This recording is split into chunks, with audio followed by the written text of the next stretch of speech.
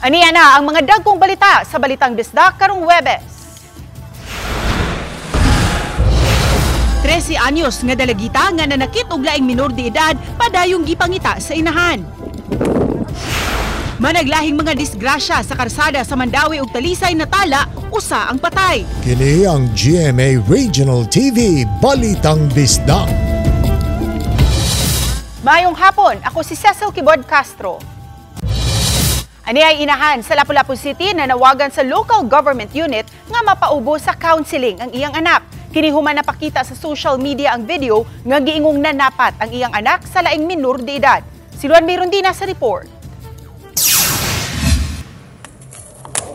Sa mga video sa pagpanagmal nga mapost sa social media sama niini, sagad ang mga ginikanan o ang mga kabanay sa biktima ang manawagan sa mga otoridad nga kini maaksyonan. Apan ang 28 anyos nga inahan nga si Karen, di tinuod nga pangan, kansang anak babay nga makita sa video nga naka-crop top ug mao'y unang nanapat ngadto sa laing minor de edad nga babay nga naka-blindfold. Mao'y nangunay sa pagpost sa video sa social media aron ipanawagan nga malukit ang iyang anak ug mapaubos sa counseling. Matod niya, nakuha niya ang video sa cellphone sa iyang anak kinsa upat ka adlaw nang wa na uli ug gituuhan niyang nagsigilang kini og kuyog sa barkada. Kada ko sa Lapu-Lapu asam na ko makita na. Nya gikapoy na magpangita gud niya kay sa mga suksok sungod sa nahitabo karon nga daghan ang gipampatay ana ba. So mahadlok ko musud. Humaniya mapost, nagpusot-pusot na ang mga mensahe nga iyang nadawat gikan sa mga barkada sa iyang anak nga naghangyo kaniya nga ipatangtang ang iyang post. Nag-text na usab kaniya ang iyang anak gamit ang cellphone sa iyang barkada apan hangtod sa pagkakutlo ning balita wa pa kini nauli sa ilang panimay.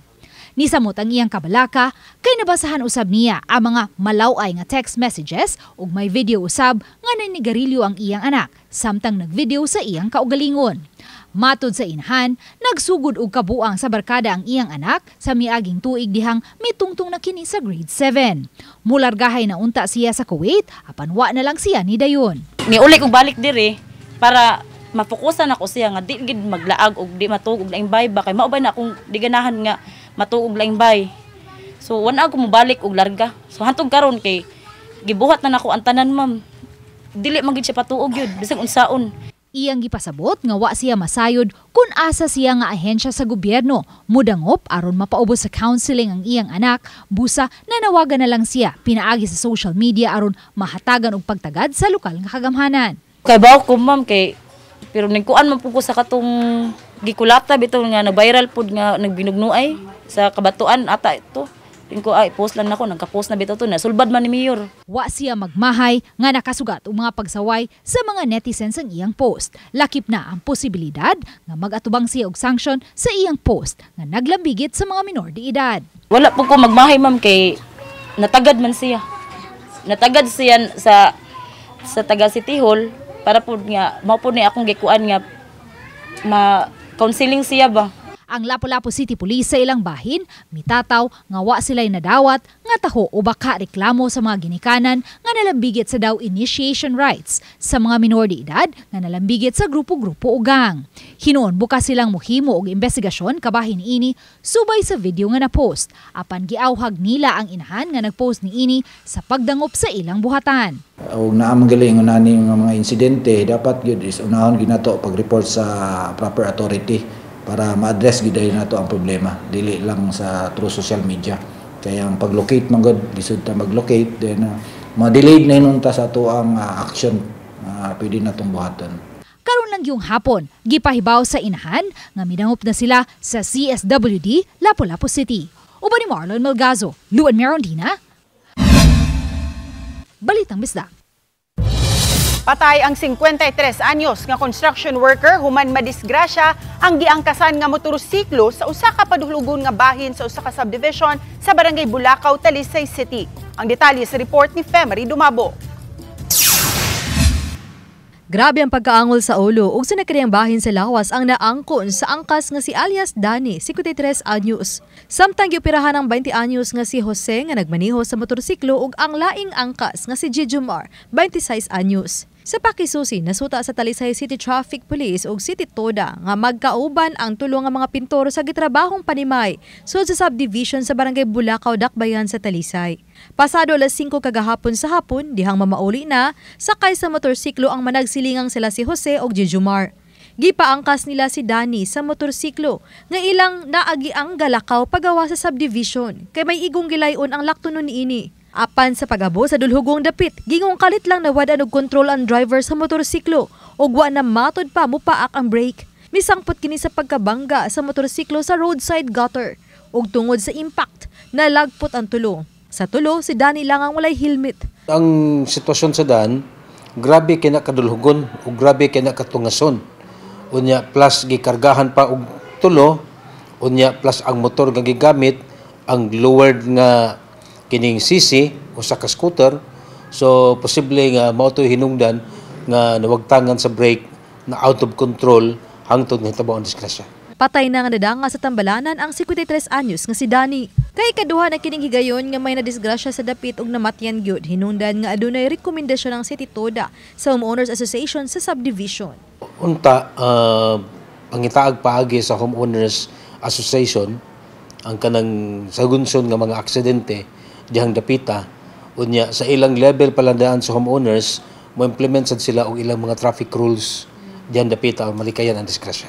Samtang nahuli kang musab sa Talisay City Command Center ang duha ka disgrasya tungod sa suway nga pagbiting the red light ni adtong April 16 sa may Rabaya intersection sa Cebu South Coastal Road. Sa kuha sa CCTV, mihunong kining motorsiklo sa inner lane kay stop signal. Apan kining laing motorsiklo nga may angkas nga babae nagkugos ug masuso milusot gayod nga nakatapsing na sa naghunong nga motorsiklo ug natumba ang maong motorista. Pareho silang mopaingon sa paamihanan. Mihunong unta ang nakatapsing apan mibiyara usab dihang unang girespondihan sa traffic enforcer ang laing panagdumbol sa sakyanan sa atbang ra usab sa maong nahitabuan. Sa laing aksidente gidumbol sa puti nga sakyanan ang naghunong nga motorsiklo kay stop signal na. Mayong pagkadakdak sa gaangka sa motorsiklo. Hinoon, nagkasabot ra ang duha ka habig. Nanawagan si tumulak sa motorista nga nang hit and run nga mo patim-aw sa ilang buhatan kay gisubay na siya sa mga sakop sa City Toda. Muhangyo lang ta niya itong nagdaog bata na involved sa disgrasya. Mas mayo unta mo pakita na lang din kaysa masubay unya og kisikin sa tag-iya unya amo ra bang i-refer ngadto sa LTO. Mas dako na ang problema. Obani Godfrey Relien, Marie Dumabok. Balitang Bisdak.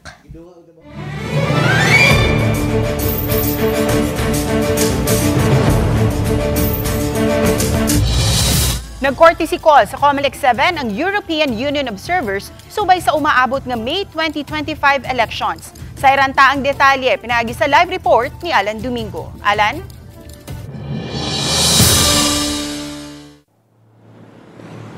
Yes, pag-abot pa lang sa mga naglangkob sa European Union election observers, nakigatigom kini sa Direktor sa Commission on Elections Regional Office 7 kay Attorney Francisco Pobe. Din ilahang gisgutan usab ang pipila ka mga lagda nga ilahang ipatuman ato silang pag-obserbar sa piniliay diri sa Central Visayas, ilabi na diri sa Cebu.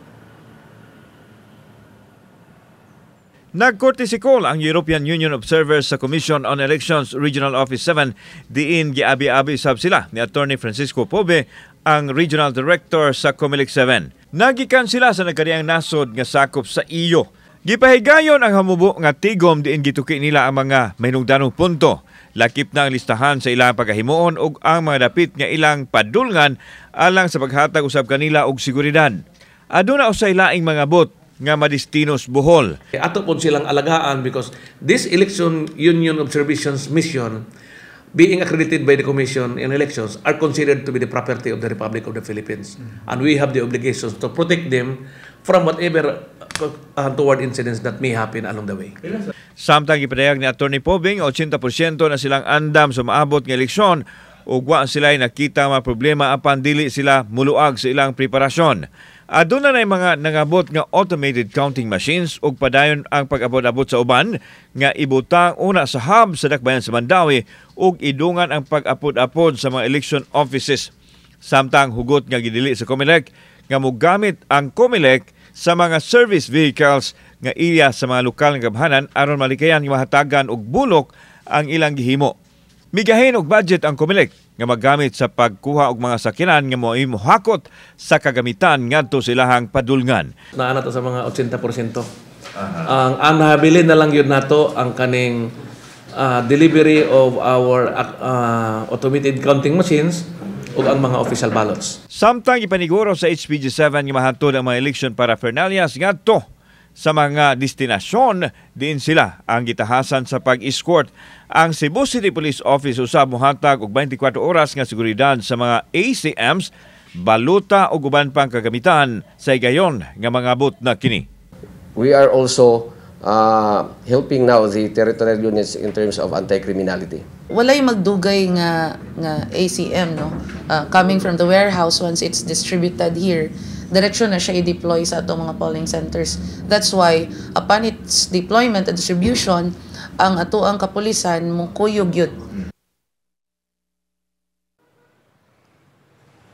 Sa gipaniguro sa Commission on Elections o sa PNP uban pang mga line agencies nga on track sila sa ilahang preparasyon sa maabot nga eleksyon. Ses. Dagang salamat, Alan Domingo. Kini ang GMA Regional TV Balitang Bisda.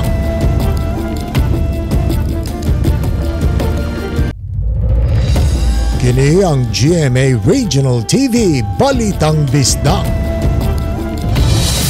Managlahing aksidente natala sa kadalanan sa Mandawi. Sa Tipolo, Mandawi City, kaganyang kadlawon, makita pa sa video sa command center ang pagkaigo sa flatbed cargo truck sa usa ka motorsiklo sa iyang atubangan. Ang motor anaa sa tunga sa inner ug middle lane ni atong higayuna. Naangol ang driver sa maong hitabo ug gidala sa ospital. Samtang sa laing aksidente kaganyang kadlawon usab, nagkaengkwentro ang truck nga adunay container van ug laing motorsiklo. Gikan sila sa naglahing direksyon. Nakaangkon og physical injuries ang mga driver nga dadala sa ospital tungod sa mga injuries. Duha ka mga content creators gipasakaan og kaso sa Highway Patrol Group sa Piskalya tungod sa gihimong content nga nagmugna og peligro sa kadalanan sa Subo. Kiniisip pagpakita nga seryoso sila sa paggukod sa mga abusadong content creators. Ni ang report ni Alan Domingo. Niadto lang nakalabang buwan sa Marso, naukay ang katawhan sa paukyab sa vlogger nga si Snailman. Diin nagkamang-kamang kini sama sa suso o snail sa tunga sa karsada sa lungsod sa Konsolasyon. Diin nabalda ang dagan sa masakinan sulod sa pipila ka gutlo. Content lang di ay kini ug daling nag-viral sa social media nga naabot usab dayon sa mahingtungdang ahensya sa gamhanan. Atol sa interview sa GMA Integrated News, giangkon ni Brian Imnasi ang dako niyang sayop ug nangayog pasaylo. Samtang sa sunod nga adlaw nihimo sab og content ang usa ka content creator pinaagi sa pagkat-kat niini sa atop sa PUJ ug dito nagsayaw-sayaw. Siya una nang napatawag sa Highway Patrol Group human nalambigit sa kontrobersyal nga stunt nga gihimo sa Trans Central Highway sa Dakbayan Sugbo nga nagkostume og anime nga napatawag og napasaylo sa HPG. Apan ang pagtunga nila sa buhatan sa HPG gihimo usab di ang content. Busa nakahukom ang HPG nga ang tanang mga malambigit sa pag-abuso sa kalsada ilabi na ang mga content creators nga mag-content dili na nila ipatawag og diretsoho na sa pagpasaka og kaso. Si Sangguko nga after na to gipatawag diri nag-viral hing dubli ang iyang viewers, hindubol, no? So ang uban nakakita may day mo adto sa HPG kay motaas ang ato ang viewers. So aso karon dili na to ipatawag. Nagpadayon ang cyber monitoring sa HPG sa mga content creators nga naghimo og content sa mga karsada nga gihulagway ni Colonel Wilbert Parilla nga delikado sa mga tao. Gipadayag ni Colonel Parilla ang regional chief sa HPG7 nga ang pagpasaka nila og kaso sa mga badlongong content creators magsilbing leksyon o kapanaminan sa uban nga seryoso sila sa pagdisiplina sa dili mosunod sa lagda sa trapiko. This is just a warning sa tanan nga we will no longer, as I have said sa una nga mga interview, nga dili na nato ipatawag kutob sa atong makita nga dunay mga violations nga nahimo. So ato ang investigador will just simply conduct investigation, and if evidence warrants for a filing of a criminal offense, so atong i-file ang kaso. Wala pa kakuhain silang habig ang mga content creators nga gipasikaan og kaso. Kauban si Clover Lumayag, ako si Alan Domingo. Balitang Bisdak. Gilungkab ang Gonob Elementary School sa Lapu-Lapu City. Duha ka laptop ug usa ka Bluetooth speaker ang nadagit sa mga kawatan. Si Luan Mirundina sa report. Alas 12:11 niadtong Abril 18, Biyernes Santo, gisulod sa duha ka wa mailhing lalaki ang Gonob Elementary School base sa kuha sa ilang CCTV. Gipunteriya nila ang ICT room ug ang usa sa mga classroom sa luyo. Walay nakuha sa classroom apan sa ICT room. Nadagit gayud sa mga kawatan ang duha ka mga laptop ug usa ka Bluetooth keyboard. Gani nakuhaan pa sa CCTV sa tunghaan ang paggawa sa duha ka mga kawatan gikan sa ICT room nga nagbitbit na sa ilang mga nadagit nga butang. Matud ni Rhea Libaco, Admin Officer 2 sa Gonob Elementary School, nga didto miagi sa koral sa luyong bahin sa eskwelahan, ang duha ka mga suspitsado diin ngit-ngit ang dapit. Giguba ang grill sa bintana sa usa sa mga classrooms nga ilang gilungkab nga posibleng mo ilang giagian humanila tangtanga ang mga bildo sa jealousy window. Kung basig matakahibaw ba kung kuan ba nag-observe ba na ari. Wala pud may kakuan gyud kung unsa to sila gyud ma, pero mga duwa man ka buok ka mga lalaki nag-cover man gud sila. Di pud na mo maklaro ma-identify gyud ba. Dugang sa admin officer sa tunghaan, ikaduhang insidente na kini sa pagpanglungkab sa ilang eskwelahan. Sa unang insidente nga nahitabo niadtong miaging tuig, way nakuhang mga butang ang mga kawatan, gawas lang sa mga sinsiyo nga anaa sa mga classrooms. Subay sa mong hitabo, gitinguha karon sa tunghaan nga mapatasan ang koral sa ilang tunghaan, ilabi na sa luyong bahin niini. Mo pa na mo gi-project pod nga kanang patasan ang fence kay diri nga portion nagpataas na mi og fence. Naay 5 portions siguro nga wala pa na kuan bitaw. Mo tay gipangitaan pa nilag paagi gyud nga malutsan ba. Pero nanay may portion nga gipatasan gyud ang fence. Matod ni Gonob Barangay Captain Carl Steven Wiggle, nakahipo sila og kasayuran nga mga minor de edad nga mga mulupyo sa Ampalaya Village ang posibleng mga responsable. Ako gihangyo nga pwede ba nako mastoryang ginikanan? Wala pa ni anhin ako. Mo na nihatag ta og reward system atong gibuhat. Subay niini, gitinguha usab sa barangay nga masugda na ang modernization sa Gonob CCTV Master Plan aron masubay gayud ang giagian sa mga malambigit sa krimen. Kana nga plan will take up 300 to 400 CCTV cameras tibok barangay, apil na sa mga entero with facial recognition. Samtang ang Lapu-Lapu City Police sa ilang bahin, may mga persons of interest na usab silang gisubay apan dili kini mga minor de edad. Uban ni Marlon Melgazo o Rod Prado, Luan Mirundina. Balitang Bisdak. Kini ang GMA Regional TV Balitang Bisdak.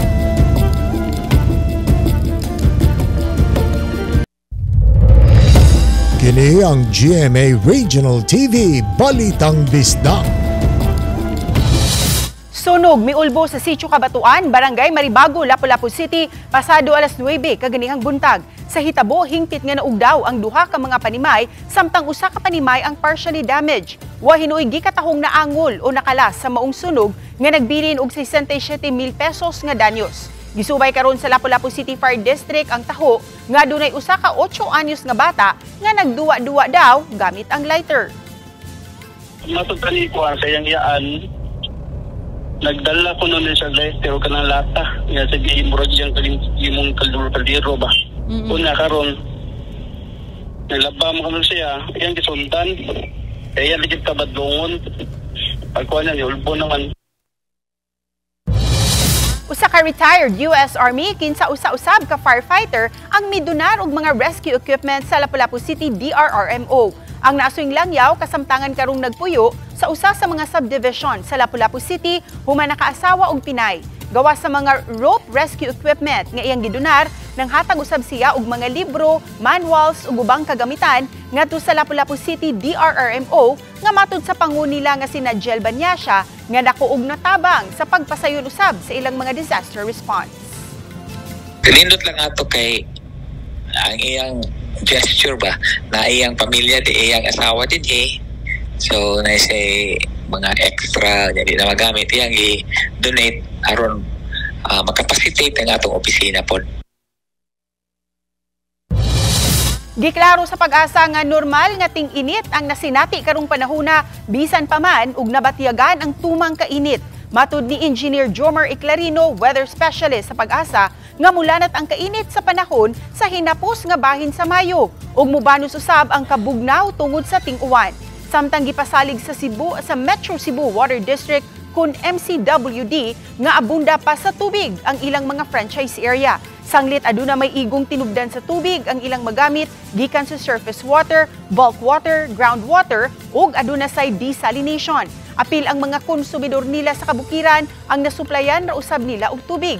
Hinuon adunay duha ka mga water siphon tank ang naka-standby sa bukid nga magamit sa mga mag-uuma. Nikayan nato kining between 10 AM up to 4 PM. Usually diha nato ma-record ang taas na temperature, also the heat index. Kanang 10 AM to 4 PM, so diha nato ma-record ang peak ng kainiton and avoid nato ang atong mga physical activities directly sa init. Ang amo ang general manager kay ipaandaro na ang mga bag-o nga mga expansion project nato. So kani siya na-realize nato kay gitagaan ta o gisuportaan ta sa LGU sa Cebu City.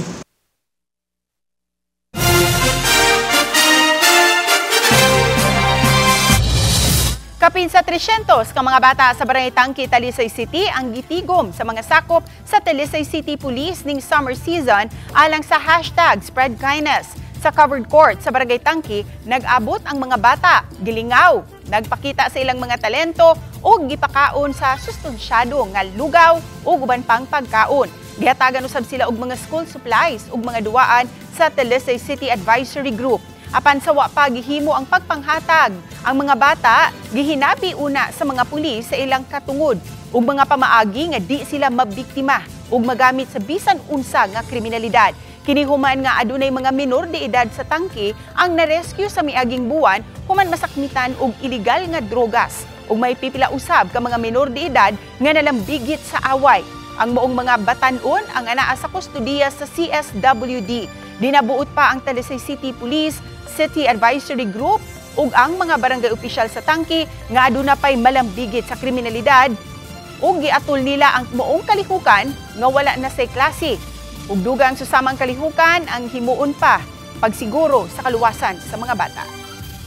We want to engage the children firstly so that kanang maanad sila nga kung naay sila problema or naa sila mga hinaing or kuan is dili sila mahadlok nga mo duol sa mga kapulisan. They will be comfortable and they will seek our help and they will trust to build also trust and partnership. In behalf ni Cap Attorney Jared Cabelty, so nag-meeting mi among gipanikamutan nga nag-support ra gyud unsay mga programa sa PNP. Ingon man kini nga mga kabatan-unan unta muhatag sad og concern ang atong mga ginikanan pagpaghipos sa ilang mga kabataan. Duha ka mga dagkong beauty pageants ang himuon sa Dakbayan sa Mandaue karong buwan sa Mayo. Atol sa sesyon sa City Council, nag-courtesy call ang mga kandidata. Una niini mirampa ang mga mulangkob sa Reina de Mandaue 2025. Kini ang usa sa gikonsiderar nga pioneering trans pageant. Mipailaila usab ang mga kandidata sa ilang kaugalingon at tubangan sa mga opisyales ug mga bisita. Samtang human niini, ang mga Miss Mandaue beauty pageant contestants na usab ang mipakitag labok. Tagsa-tagsa usab silang mi-introduce sa kaugalingon dayon mirampa sa session hall. Karong Mayo na himuon ang moong mga pageants, subay sa mga highlights para sa umaabot nga fiesta sa syudad.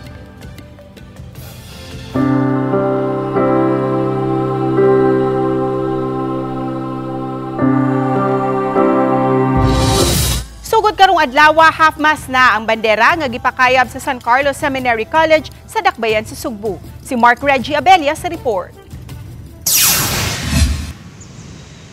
Isip pagpadayag sa kasubo sa kaparian og mga seminarista sa San Carlos Seminary College, gipakayag ang bandera nga half-mast sugod karong adlaw. Sa San Carlos Seminary College, nagtungha ang mga seminarista nga mikuha sa pilosopiya usa ka rekisito sa dili padawaton sa Seminaryo Mayor ti San Carlos. Kagabi, gipahigayon ang kaduhang adlaw sa vigil sa Metaliwang Santo Papa. Gipahigayon kini sa The Martins of the Leisure Chapel sa San Carlos Seminary College. Subay ni ini, gipahibaw ni Seminarians Hans Aranyas, third-year philosophy student, may pahibaw nga padayong i-half-mass hangtod sa adlawng Sabado sa adlaw kano sa ilubong si Pope Francis. Please be reminded that the raising of that will only be raised and then half, again half. Samtang gipahibaw ni Father Charles Louis Jaime, Vice Rector sa San Carlos Seminary College, nga magpadayon ng ilang paghalad sa Santos nga Misa alang sa kapahulayang dayon sa kalag sa Santo Papa matag alas 6:30 sa gabi sa The Martin Family of Leisure Chapel hangtod na sa Abril 30. Human sa Santos nga Misa, isunod usab ang vigil hangtod na sa alas 10 sa gabi. Samtang karong Biyernes, Abril 25, mohalad usab og Santos nga Misa si Arsobispo sa Subo Jose Palma sa alas 4 sa hapon alang sa kalag ni Papa Francisco. Kauban si Clans Kabutin, Mark Regia Abella. Balitang Bisdak.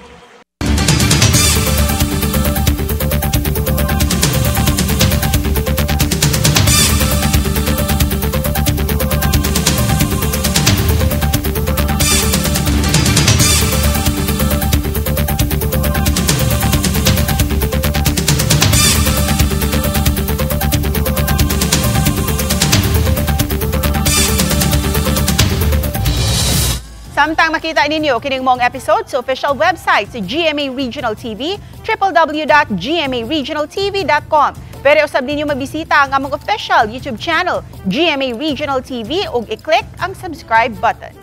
Alang sa labing init nga balita, gikan sa mga riyon, buot namong pasalamatan ng mga kapuso sa lain-laing bahin sa Pilipinas. Apil na ang mga kapuso nato abroad.